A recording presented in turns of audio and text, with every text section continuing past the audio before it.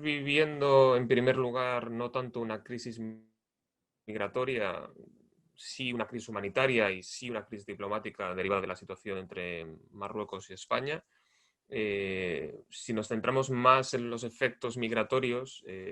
habrá que pararse a pensar un poco lo que decía ayer las instituciones europeas, que la frontera en Ceuta, la frontera española en Ceuta, es una frontera de la Unión. En esta materia las competencias de la Unión son aún limitadas. Es cierto que si miramos los tratados y en concreto el artículo 77 del Tratado de Funcionamiento, la Unión va a avanzar hacia un establecimiento gradual de pues, un sistema de gestión integrado de las fronteras exteriores, pero ya el artículo 4.2 del Tratado de la Unión y el artículo 72 del Tratado de Funcionamiento nos dicen que son los Estados miembros, y en este caso, ante esta situación, es España,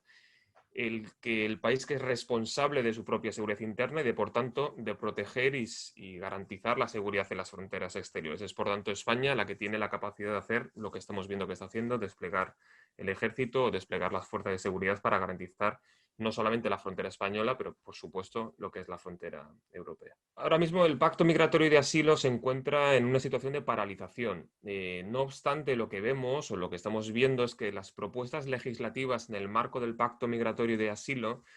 son propuestas legislativas que se están intentando adaptar a los deseos de los Estados miembros, deseos que pasan por tener una mayor discrecionalidad. Los datos que tenemos todavía son muy recientes, pero los que tenemos disponibles nos evidencian que las propuestas no contribuyen a lograr una mayor uniformidad ni a garantizar un mejor cumplimiento de los derechos fundamentales, que es hacia donde deberíamos caminar. ¿Qué estamos viendo estos días con la situación en Marruecos, con la situación con Marruecos, Ceuta? Pues que estamos fiando el control de las fronteras exteriores de la Unión a una política basada principalmente en la securitización, la militarización, la externalización y el retorno de los migrantes a sus países de origen. Y confiar la gestión de las fronteras exteriores a países como ya hemos visto anteriormente a Turquía o en este caso a Marruecos es volátil y no se aborda de manera integral y solidaria la cuestión migratoria, pues nos estamos arriesgando a que Marruecos, por ejemplo, como ha sucedido ayer, genere una crisis humanitaria migratoria para satisfacer sus propios intereses políticos. El papel de la Unión Europea cuando surgen estos tipos de conflictos en fronteras siempre es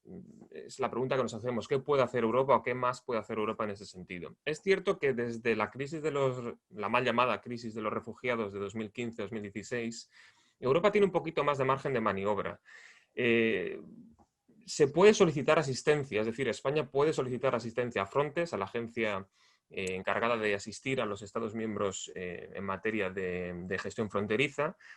Y también tenemos desde la reforma de 2016 o la posterior de 2019, en la que se transforma Frontex en la Guardia Europea de Fronteras y Costas, una capacidad de intervención por parte de la agencia si se considera que un país en concreto, pongamos España en este momento, está poniendo en riesgo el sistema de funcionamiento del sistema Schengen. Eh, por supuesto que Frontex podría intervenir en la frontera siempre y cuando tenga el acuerdo o el aval por parte de España y teniendo siempre en cuenta también que el uso de la fuerza siempre va a recaer, o el control del uso de la fuerza que realicen los guardias de fronteras que ponga a disposición Frontex para España, siempre el uso de la fuerza de estos guardias de fronteras va a recaer en manos de España. Es decir, serán las fuerzas policiales españolas las que se van a encargar de indicar cuándo se puede o no usar fuerza por parte de España. Esto es una cuestión un poco controvertida porque ahora mismo Frontex está en una situación un poco difícil con toda la situación de los retornos que se han producido y la situación que se está intentando valorar acerca de si Frontex está conculcando los derechos fundamentales o no. Por tanto, España creo que tiene una posición un poco reacia a solicitar el apoyo de Frontex y quiere demostrar a la Unión Europea que tiene capacidad suficiente para gestionar las fronteras sin solicitar el apoyo de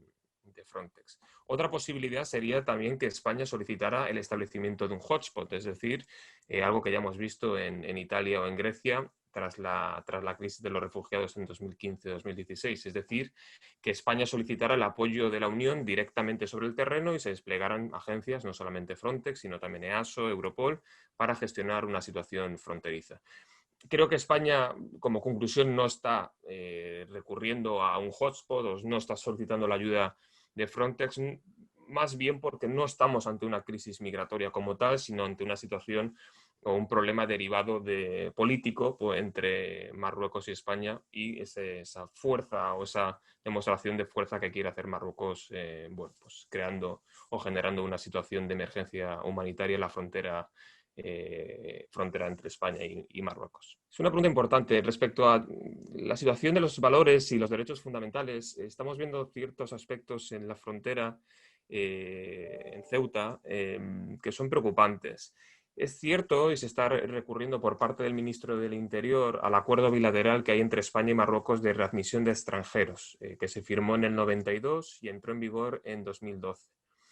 No obstante, este acuerdo se aplica únicamente para la devolución de nacionales de terceros estados que hayan entrado irregularmente en España procedentes de Marruecos. No hablamos, por tanto, ni de españoles ni de marroquíes, y la mayor parte de las devoluciones en caliente que están produciendo son de nacionales de Marruecos. Por tanto, habrá que ver hasta qué punto tiene aplicabilidad este acuerdo. Inicialmente no, podría aplicarse a inmigrantes subsaharianos, por ejemplo, pero no a migrantes que vengan de Marruecos, que son la mayoría de los que estamos viendo que se están devolviendo en caliente estos días. También sabemos que las devoluciones en caliente fueron, bueno, aceptadas por parte del Tribunal Europeo de Derechos Humanos de Estrasburgo en la sentencia del 13 de febrero de 2020 ND y NT contra España. En esta sentencia se consideró que el Estado español no violaba la prohibición de realizar expulsiones colectivas ni tampoco el derecho a un recurso efectivo de aquellos que previamente se habían situado al margen de la legalidad, pues al utilizar las vías de hecho para traspasar la frontera. No obstante, que tengamos esta sentencia que valida las devoluciones en caliente, no quiere decir que estemos ante una situación similar ahora mismo. ¿Por qué? Porque España